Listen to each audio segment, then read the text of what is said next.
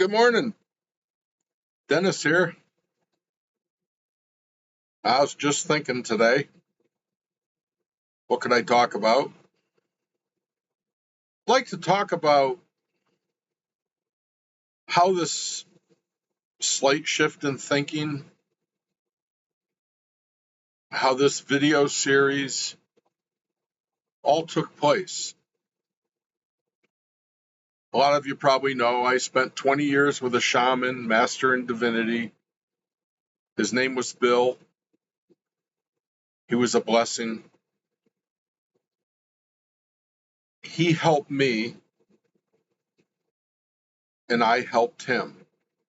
It was a win-win situation. Later on in my therapy, after about 10 years, he'd say, "Okay, Dennis, it's your turn today. I need your help." And I would listen to him because he taught me how to listen. He taught me how to listen by being himself. And I learned that.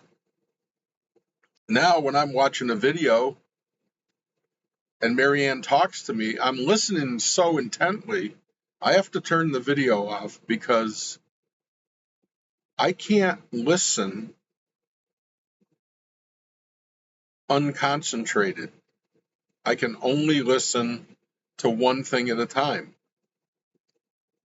That's a result of all of my work on myself. So how this came about was I was working at Warren Willis. I was working in the mechanic shop. I worked during the summer, no air conditioning, 20 hours a week. It was very difficult on my body. And I needed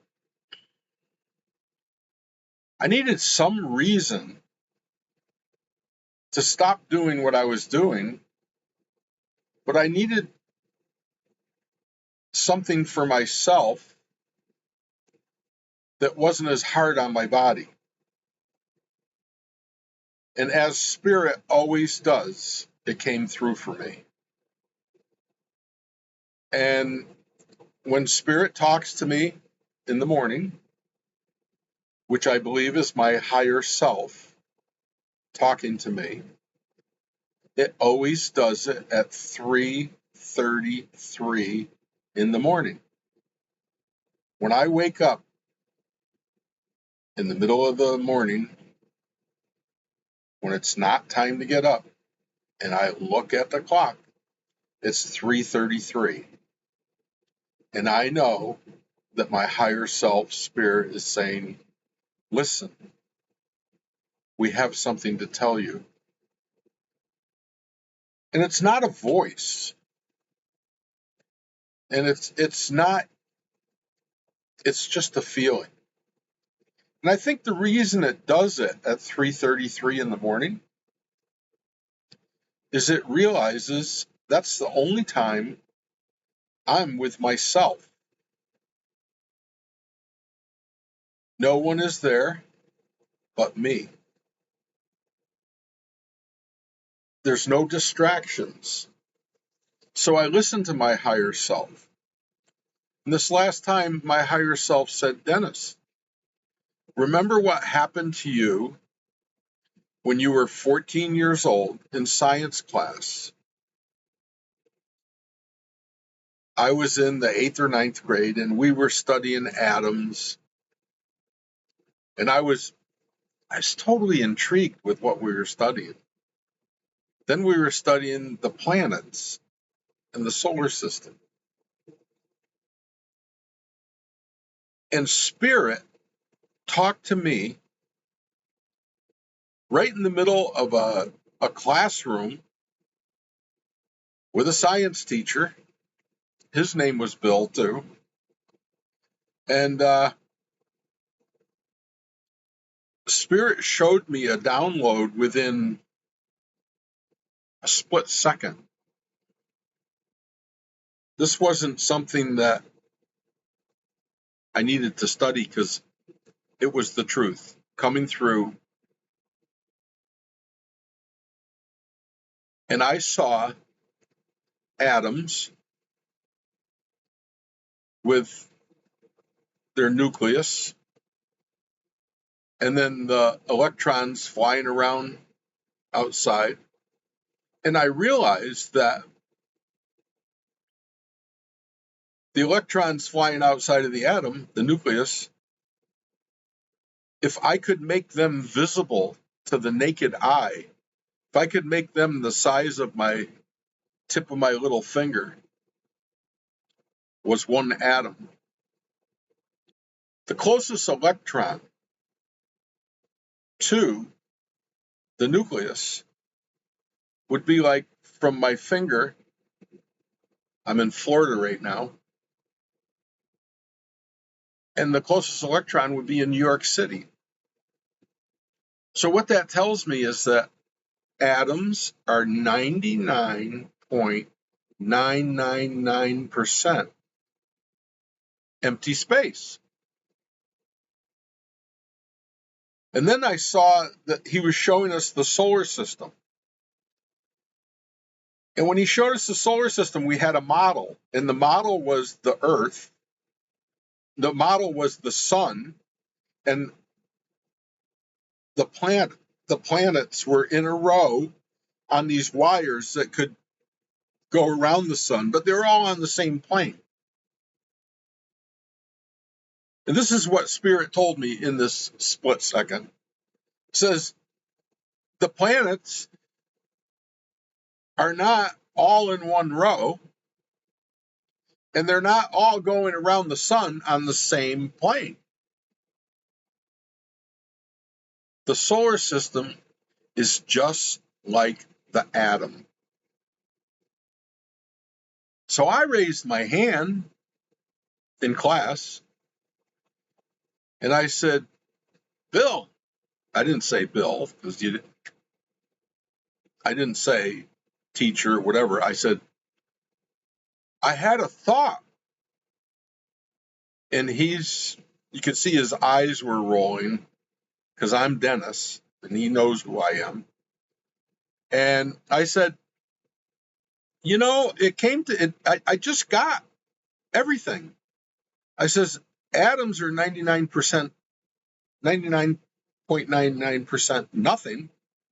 And the closest electron in the atom to me, if I could make it my little finger, is New York City, Florida, because I was in Connecticut. And I said, the solar system, we have that model of it all, but that's not how it happens. The sun is the nucleus of an atom. And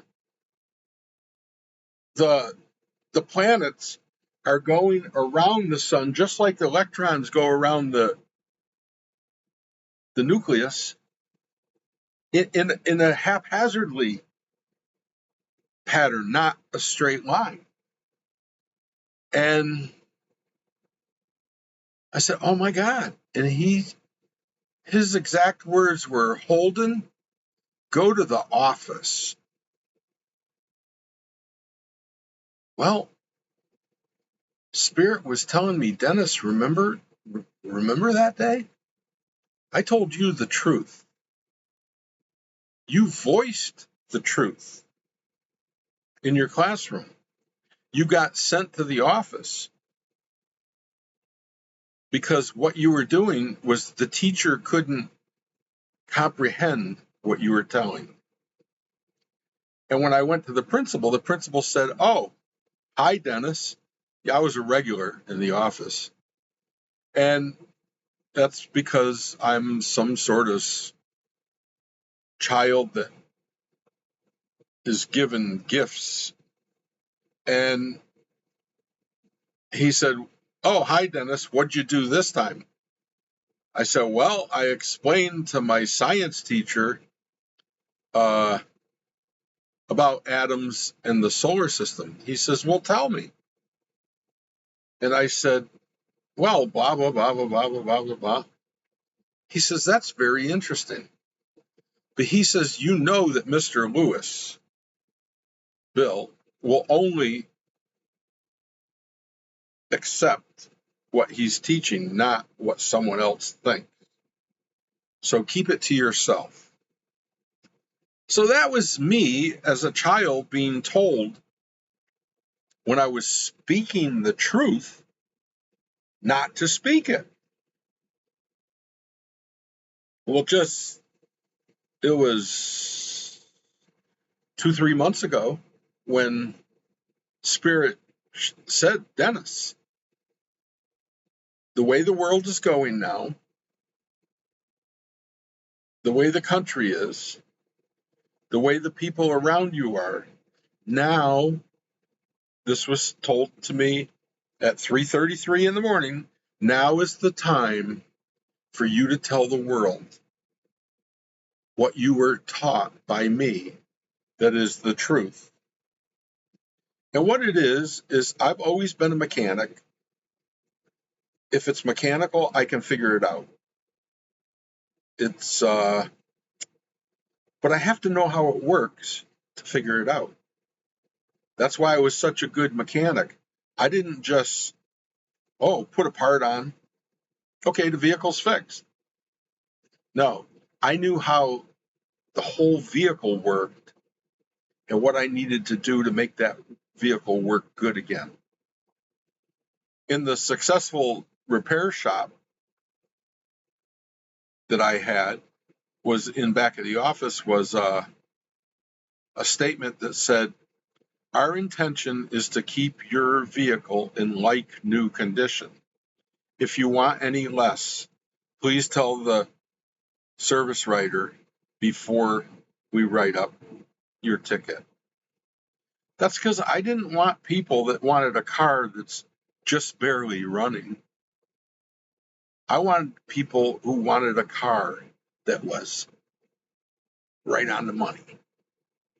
And that made me successful. And now that being a mechanic is beyond my physical ability, especially in the heat of Florida, Spirit said, this is time. It's time, Dennis. You have to tell the truth. You were a child. You were only 14 years old, and you had to listen. And what happened during that, I listened, and now my dad, then Vietnam came, and they said, you have to be a soldier. I says, well, Dad, I got a scholarship to post-university. I don't care if you got a scholarship. If it's only half a scholarship, and where are you going to get the rest of the money? You're going to be a soldier because the country needs you now. So I went into the Army, and they brainwashed me. They MK Ultra'd me, and they took the humanity out of the Vietnamese people, and they called them gooks.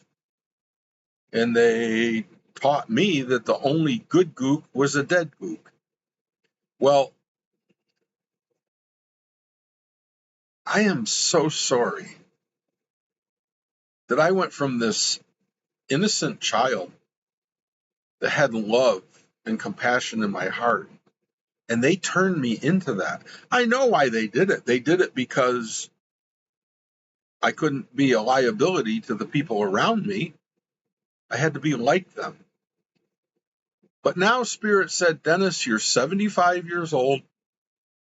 It's time that you tell the world what I told you. And what Spirit told me was, we're all made of atoms.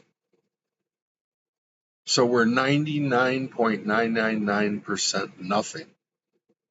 And in this 3D world, atoms create molecules. And in this 3D world, molecules create cells.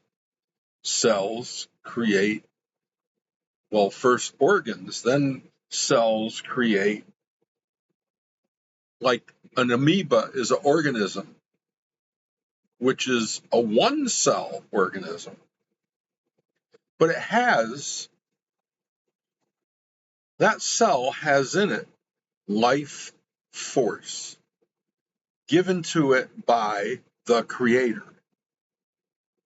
This life force is what individualizes us from other things. Everything has life force. In this 3D world, everything has life force. Nothing in this world is dead.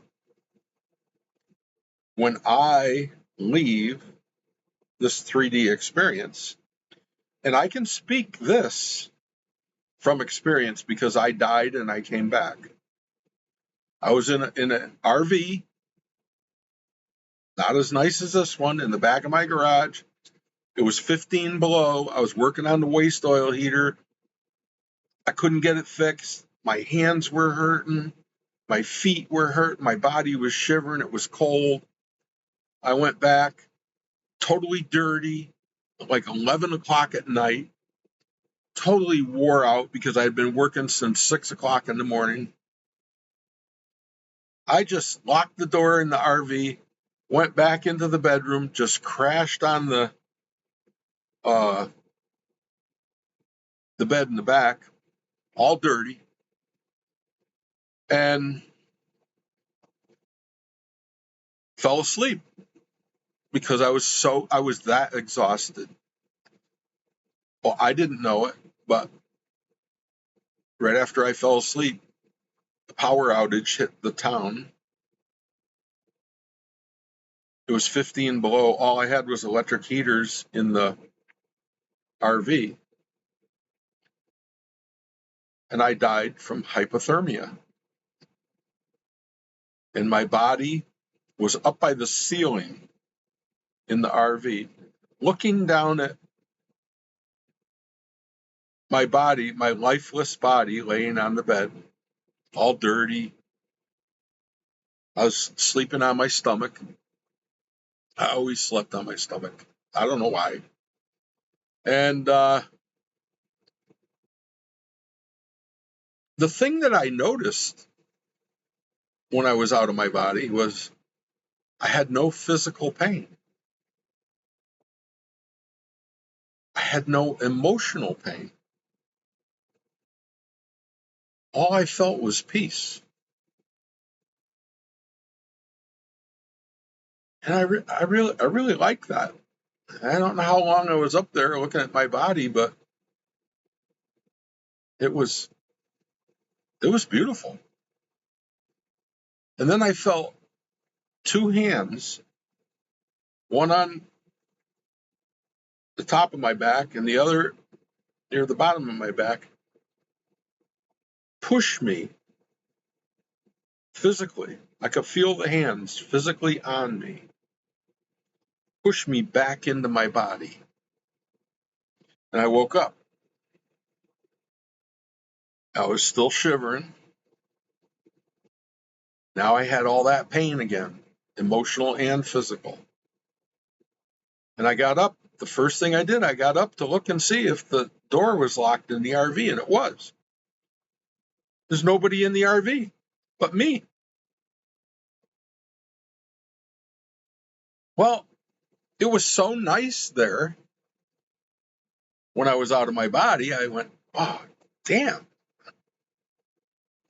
I got to go through this again. And first thing that came to my mind, tomorrow morning, I got to fix that waste oil heater. So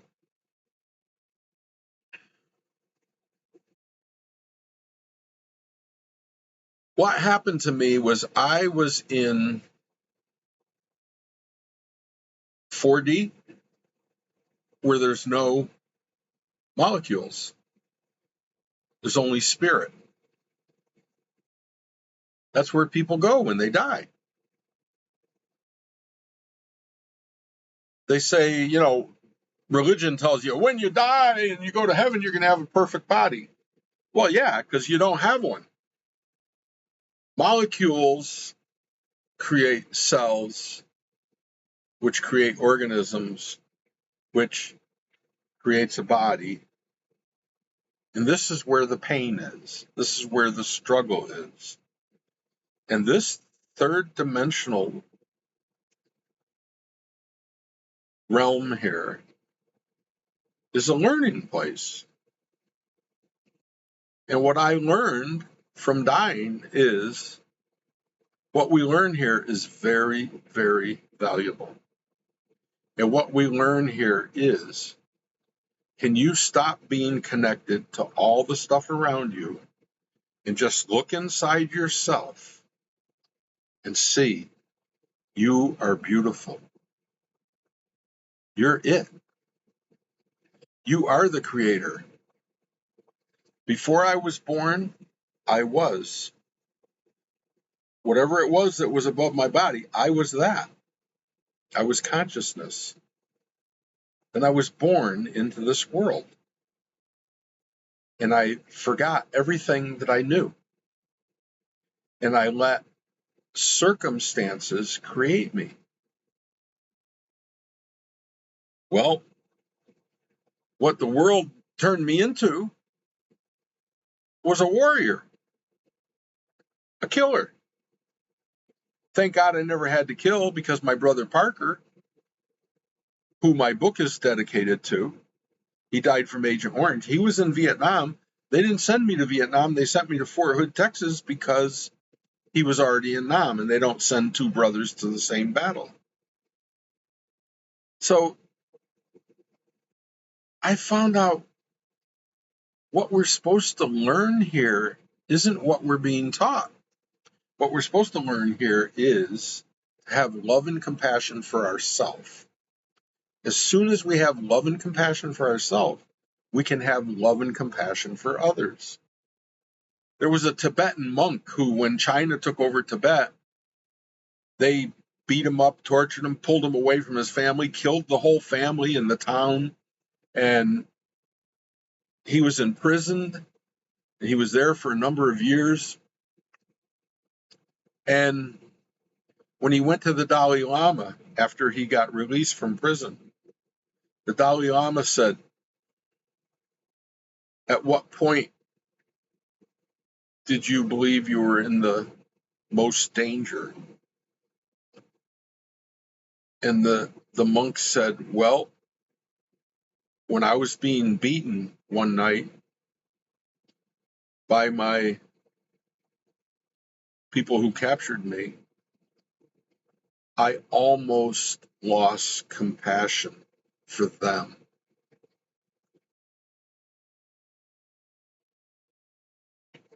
That is someone who learned what they're supposed to learn here. We even need compassion for our enemies. As soon as we have compassion for our enemies, we don't have enemies.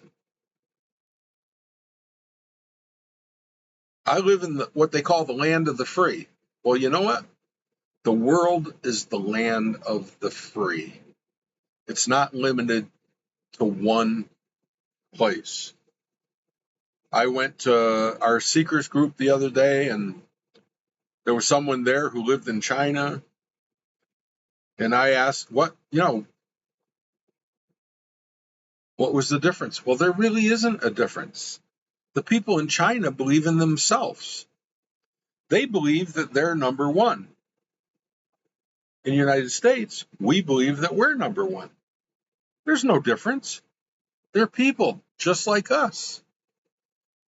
They have the book, the Tao Te Ching, which teaches the Chinese love and compassion as a way. The Tao Te Ching is not a religion. It's called the way. It's what Christ tried to teach the Western world. We didn't listen. So I'm here to give that message. Everyone you see is the same as you, because they're made of atoms. The atom has a torus. Torus is the energy field around the atom. Then the atom creates a molecule which has a torus. then a cell which has a torus, then an organism has a torus, and then you come to a person, which is 5 trillion cells, and I have a torus, which is an energy field. And the thing I know about my energy field, because I'm an empath and I can see people's auras, when you've got a person who's thinking with their heart, their aura is huge. Their energy field is huge. When a person's thinking in their head, that's what I call the mind field. Their aura is small. It's close to them. That's because they're in their head. They're in what they learned, not the truth about who they are. So I don't know if anybody got anything out of this video, but I got a lot. So thanks for listening to me. And I want to tell each and every one of you, I love you. The reason I can say that, even though I don't know who you are, is because I love me. And if I can love me, I can love you. Because we're just atoms. We're just 99.999% nothing. How could you not love nothing? So I think that's what God is. God is no/thing. Nothing. That's where God is. God is in that emptiness where love resides. So thank you. And Marianne and I are doing 4 separate weeks course on a slight shift in thinking, which Bill taught me. When I used to go in there, he'd let me verbally vomit all over him for a half hour. And then when he got to a certain point, I would say, well, what do you think I should do, Dennis? And he'd say, it's just a slight shift in thinking. How could you look at that situation differently? And then he would let me look at it differently, because the only way I'm going to learn is if I'm the one that does it. So I had a slight shift in thinking. Next thing you know, the world was great. But a half hour ago, when I walked into that room, it sucked. It was just a slight shift in thinking. Now, I am not here to have this world tell me who I am. I'm here for me to tell me who I am. And who I am is beautiful. And who you are is beautiful. And don't let the world tell you that you're any different than that. All possibility exists for all of us. So with that, I love you, and you can look wherever this video is, and you'll see that we're giving a course that's limited to 25 people. So I hope we see you there. And if you get a chance to go on Amazon and buy the book, A Slight Shift in Thinking, remember I wrote it 20 years ago, so it's going to be different than I am today. Because I am not the same person today that I was yesterday. Because a whole day of life has happened. And I changed with life. So thank you. Love yourself. And love everybody around you. And see how your life changes. Thank you. Bye-bye.